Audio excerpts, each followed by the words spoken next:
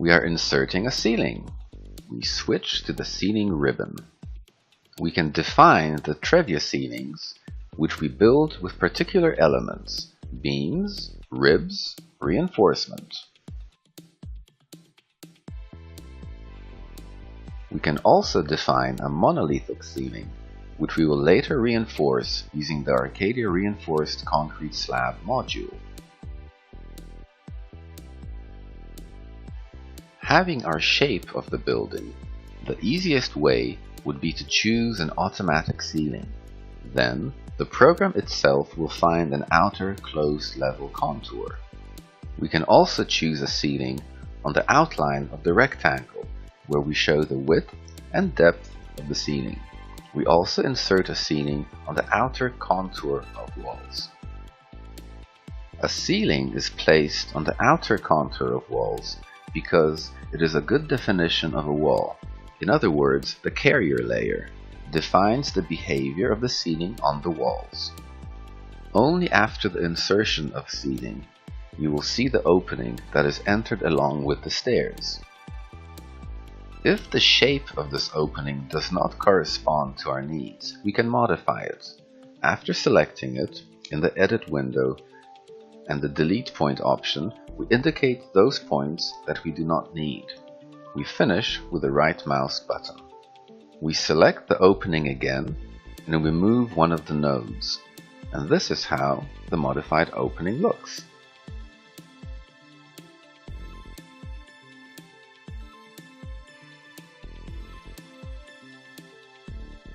The next option will be the new level. We click in the Project Manager window on the name of the existing level with the right mouse button. Or, here we choose from existing icons whether the level should go above or below. In the displayed window, we define the parameters, the name and height, and with such a height of the level, you have to lower the cut of the view. We also select elements to copy from the current level. In principle, we will leave only walls and approve it.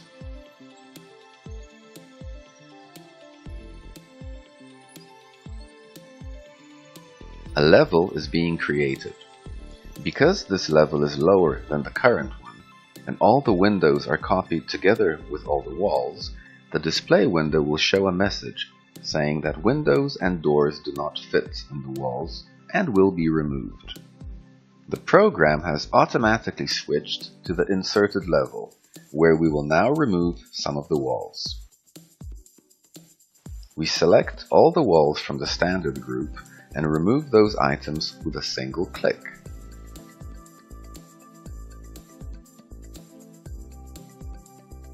Next, we mark off the external walls lock. We select them all and modify them.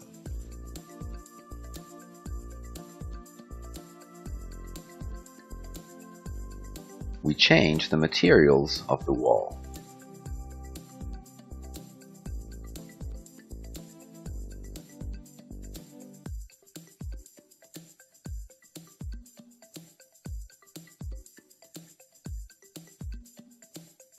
We remove one of the layers, but make sure that the axis is in the right place.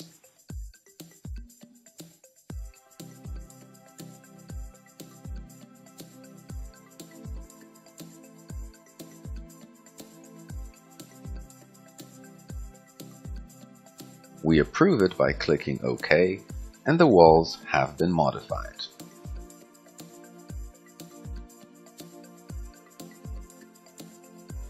Now, we will insert the strip footing. On the architecture ribbon, there is a strip footing option, which are entered by default together with the walls, so we switch off the walls. In the properties, we define the position of the strip footing.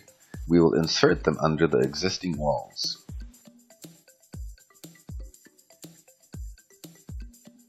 We insert strip footing on the wall axis. We need to enlarge the drawing to find the intersection point and start drawing from that point. And with the help of the anchor points, we outline a view by inserting the strip footing.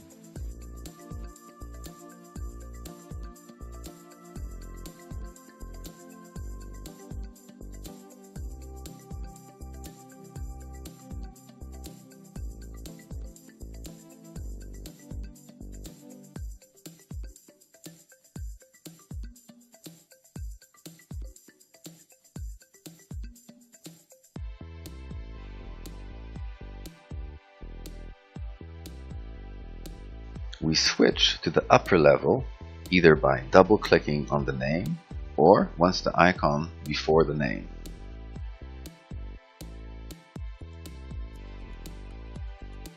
By using a right-click on your mouse, we choose Add a new level above.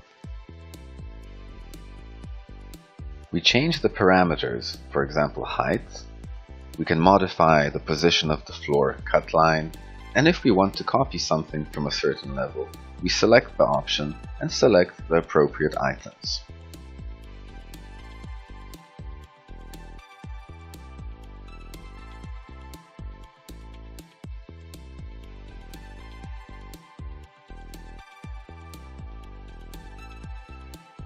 Now we can modify the created floor, remove unnecessary walls, insert new walls, remove doors, and so forth.